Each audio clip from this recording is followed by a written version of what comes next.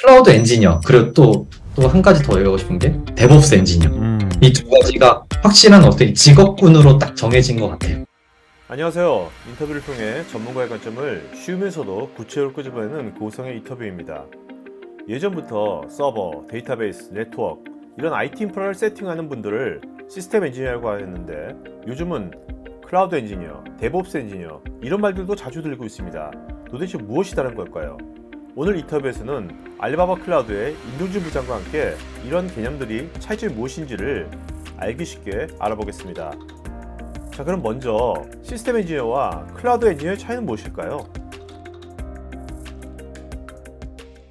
원래 기존에 저희가 엔지니어라고 표현을 했을 때는 예를 들어서 뭐 서버를 세팅을 하는 엔지니어, 서버 엔지니어가 있었고요. 그리고 뭐 데이터베이스 엔지니어가 있었고요. 데이터베이스는 뭐 RDMS 저희가 엔진을 깔고 튜닝을 하고 최적화를 하고 이런 역할까지 하는 DB 엔지니어가 있었고요. 혹은 네트워크 엔지니어. 네트워크 엔지니어는 저희가 직접 뭐 L3, 뭐 L2 장비들 꽂아가지고 케이블링 어떻게 이쁘게 하면 되는가를 고민을 하셨었고, 그리고 뭐 애플리케이션 엔지니어도 마찬가지고. 근데 이제 클라우드 엔지니어를 되다 보니까 저희가 이제 뭐 케이블링이 어떻게 되니, 데이터 RDMS를 우리가 어떻게 세팅을 해야 되니 이런 고민이 필요 없어졌어요. 왜냐면은 클라우드 환경에서 이미 다 세팅이 되어 있거든요. 그래서 기존의 엔지니어라고 표현하는 게 스페셜리스트의 영역이었거든요. 특정한 영역의 어떤 그 펑셔널리티를 잘 수행하는 인프라가 그쵸. 아니라, 그죠? 예.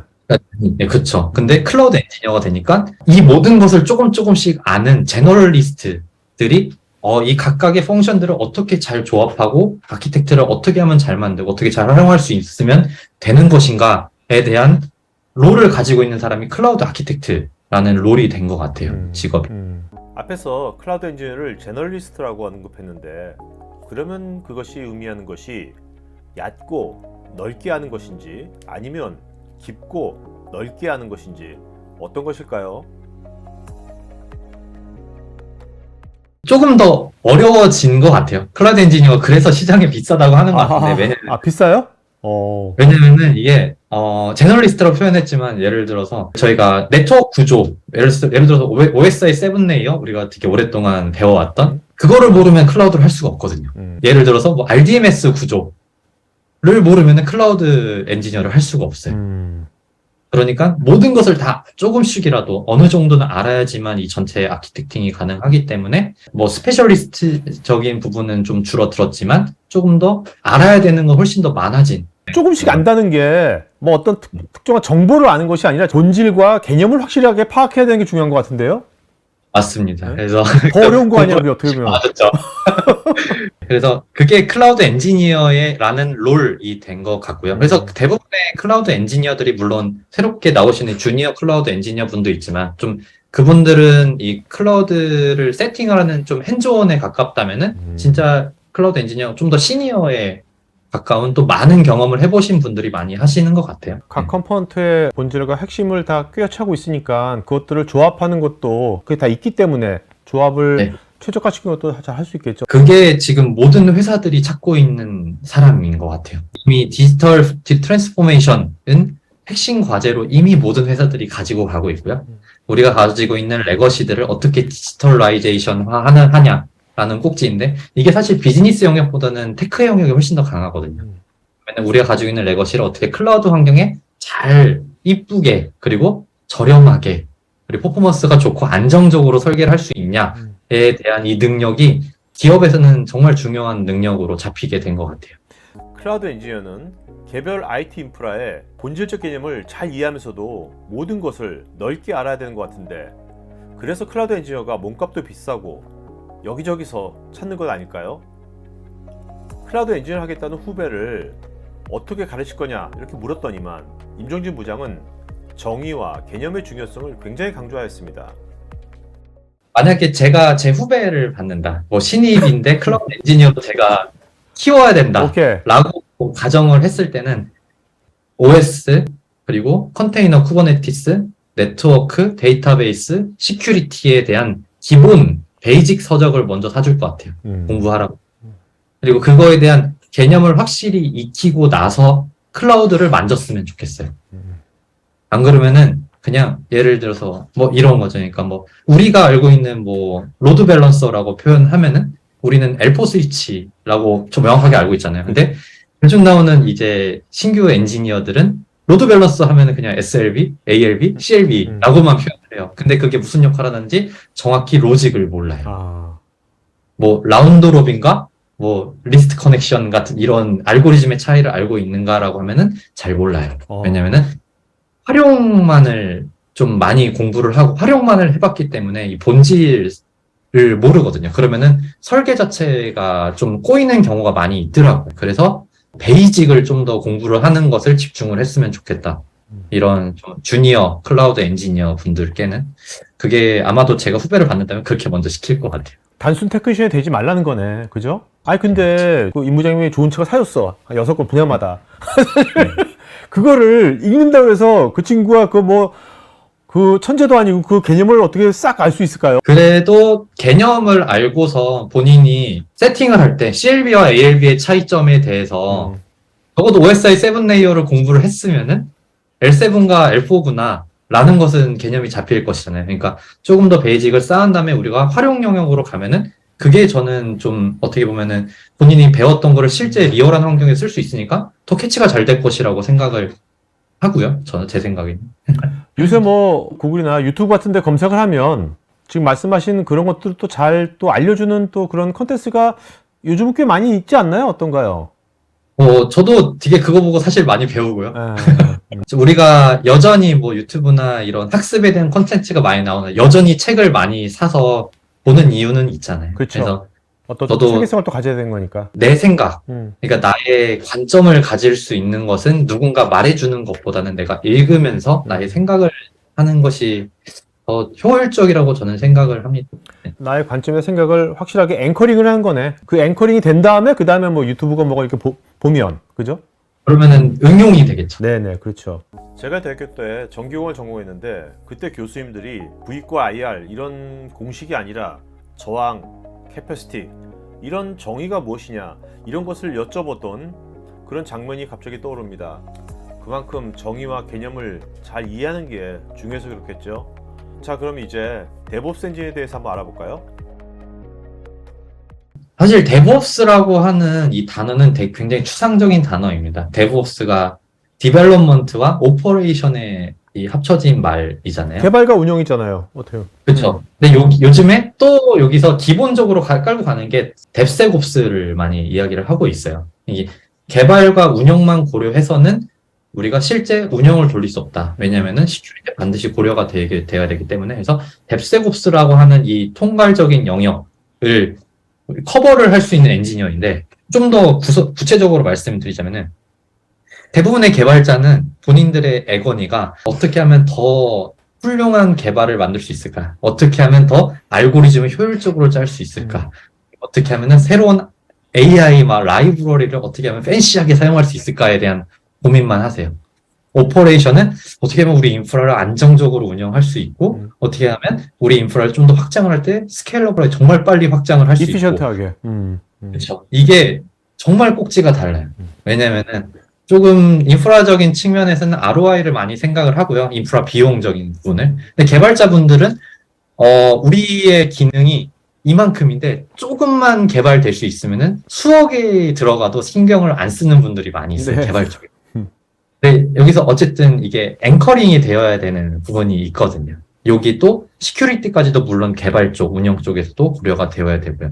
근데 이거를 앵커링이 해주는 역할을 DevOps 엔지니어라고 표현을 해요. 근데 이게 사실 되게 추상적이잖아요. 앵커링을 그러면 어떻게 할까? 개발팀하고 운영팀하고 우리가 모아가지고 회의를 잘 해주면 되나? 그게 아니라 이제 자동화에 대한 영역, 그리고 프로세스를 만드는 영역이 된 것 같아요. 임정진 부장은 데브옵스 엔지니어의 가장 큰 스킬셋은 프로세스 기반의 자동화를 잘 구현할 수 있는 역량이라고 강조하였습니다. 우리가 완벽한 개발 환경의 인프라 환경과 운영 환경의 인프라 환경이 완벽하게 똑같을 수가 없거든요. 우리가 이거를 스노우플레이크 인프라스트럭처 환경이라고 많이 이야기를 하죠. 똑같아 보이는데 미세하게 달라요. 우리가 실제로 뜯어보게 되면은.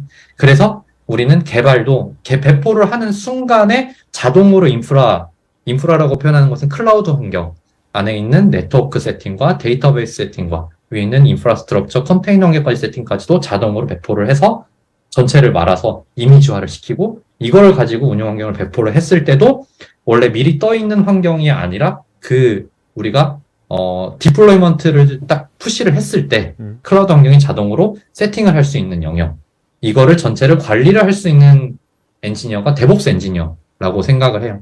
공장에서 보면 이제 생산 라인에 공정이 있잖아요. 공정 프로세스. 공정 프로세스들을 그거를 잘 흘러가게 해야 되고, 그죠? 그 자동화도 잘 시켜야 되고, 그런 역할을 하는 것이 어떻게 보면 데브옵스 엔지니어의 역할일 수도 있겠네요. 이게 정확한 비유를 해주신 게 데브옵스 엔지니어들의 교과서적인 게 있어요. 뭔데요? 그 교과서적인 게 그 피닉스 프로젝트라고 하는 책이 있는데 그게 데브옵스에 어떻게 보면은 제가 생각하기에는 시초를 만든 책이라고 저는 생각하고요. 그 피닉스 프로젝트에서 그 안에서 책을 추천을 하는 또 책이 있는데 그 책 또한 제가 그 책은 좀 읽은 지 오래돼서 기억이 안 나는데 거기서 설명하는 것은 어쨌든 말씀하신 대로 공장 프로세스를 어떤 사람이 컨설팅을 하는데 이걸 어떻게 효율적으로 만들 수 있을지에 대한 여러 가지 에피소드를 나열을 한 게 그 책이거든요. 네. 그게 공장 자동화, 이게 프로세스 자동화가 지금 우리 환경까지도 이전이 된 게 바로 데브옵스의 개념인 것 같아요. 이 데브옵스 엔진은 그러면은 무엇을 쓸 줄 알아야 되면요. 말씀드린 대로 테라폼 같은 혹은 앤서블 같은 오토메이션과 오토 프로비저닝 툴을 잘 사용해야 되고, 그리고 Git 같은 이런 소스코드 관리 시스템을 잘 활용을 해야 되고요. 또한 뭐 UAT나 유닛 테스팅 같은 거 하려면은 또 젠킨스 같은 파이프라인 툴도 분명히 필요하거든요. 뭐 젠킨스나 뭐 뱀부 같은 것도 있고요. 그런 것까지도 활용을 할 수 있는 이 유틸리티를 잘 활용할 수 있는 엔지니어가 데브옵스 엔지니어의 영역인 것 같습니다. 네. 그렇다면 데브옵스 엔지니어들은 어떤 성향을 가진 사람들이 많을까요? 개발자 유사하면서도 리스크와 리소스 관점을 철저히 체크하는 분들 아닐까요?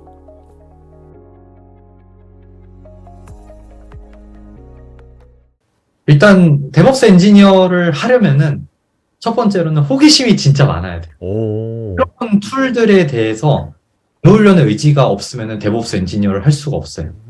왜냐면은 새롭고 좋은 툴들은 계속해서 빨리 나오잖아요. 오픈소스 툴들은. 근데 그거를 데브옵스 영역이라고 하는 이 인프라 영역과 개발 영역에서는 계속해서 좀 어떻게 보면은 발전하면서 툴을 개발을 하고 싶어 해요. 근데 데브옵스 엔지니어가 그거를 캐치를 하지 못하면은 데브옵스 우리 프로세스 안에 녹일 수가 없죠. 예를 들어서 우리 팀이 기존에 뭐 옛날에 사용하던 SVM 아직도 사용하고 있어요. 소스코드 관리를 하기 위해서. 근데 다 깃을 쓰네요. 모든 개발자들이. 우리도 깃을 쓰고 싶어요. 그래서 저기 데브옵스 팀에다가 우리 깃 쓰고 싶은데 깃에 대한 프로세스 좀 마련해 주세요 라고 했는데 데브옵스 엔지니어가 우리 깃 몰라요. 우리 프로세스 못 만들어요 라고 하면은 데브옵스가 될 수 없죠. 그래서 그 말씀드리는 기술적인 호기심이 데브옵스 엔지니어가 가져야 될 가장 큰 이 영역인 것 같고요. 두 번째로는 개발 쪽, 그러니까 코딩을 할 수 있는 로지컬한 이런 사고가 있어야 된 것 같아요. 그러니까 개발 영역도 이해를 하되 인프라 영역도 우리가 배포를 하면서 사실 이게 되게 다른 영역이잖아요. 인프라 이러면 개발은 이거잖아요. 그렇죠. 이 가운데 영역을 커버를 할 수 있으려면은 이 전체의 로직을 이해를 할 수 있는 어떻게 좀 논리적인 사고를 가진 사람이 좀 데브옵스 엔지니어를 잘하는 것 같아요. 자, 호기심과 논리적이라면 그 개발자도 그런 성향이 있잖아요. 일반적으로. 또 개발자하고 그렇죠. 다른 것도 뭘까요? 인프라에 대한 이해도죠. 음. 대부분 이제 데브옵스 엔지니어가 그 개발 많이 하셨던 분들이 이게 인프라에 관심을 많이 갖게 되고 클라우드에 관심을 많이 갖게 되면 데브옵스 엔지니어로 많이 발전을 하시는 것 같아요. 자, 이번에도 임종진 부장에게 똑같은 질문을 했습니다. 후배가 데브옵스 엔지니어가 되려고 하면 무엇을 추천할 것인지. 아마도 뭐 랭키지 하나 정도로 뭔가 하나의 프로그램을 개발할 수 있을 정도로 개발을 먼저 공부를 시킬 것 같고요. 네. 개발자를 먼저 이해해야 되니까 개발이라는 것을. 네, 개발이라는 것을 이해를 해야 되니까 개발을 먼저 공부를 시킬 거고요. 그리고 백투더 오리진으로 가서 우리가 공부를 시킬 때 아까는 저는 뭐 인프라나 이런 스페셜한 부분을 공부를 시켰다면 여기는 조금 더 뭐 소프트웨어 공학, 소프트웨어 엔지니어링에 관련된 좀 학문적인 부분을 공부를 시킬 거예요. 우리가 뭐 기획을 하고 개발을 하고 이거에 대해서 프로덕션을 했을 때 워터폴이 무엇이고 애자일이 무엇이고 이런 프로세스에 대한 이해를 조금 더 많이 도와줄 것 같고요. 뭐 조금 더 뭐 자격증적인 부분으로 한다면은 프로젝트 매니지먼트에 대한 영역에 대해서 조금 더 공부를 할 수 있도록 도와줄 것 같아요. 알리바바 클라우드의 임종진 부장에게 클라우드 관련된 문의나 상담하고 싶은 분들은 아래 메일 주소가 있으니까 메일로 문의하시기 바랍니다. 여러분의 고객들에게 어필하는 유튜브 컨텐츠를 만들고 싶으시면 우측 상단 링크를 클릭하셔서 다양한 포트폴리오를 구경해 보십시오.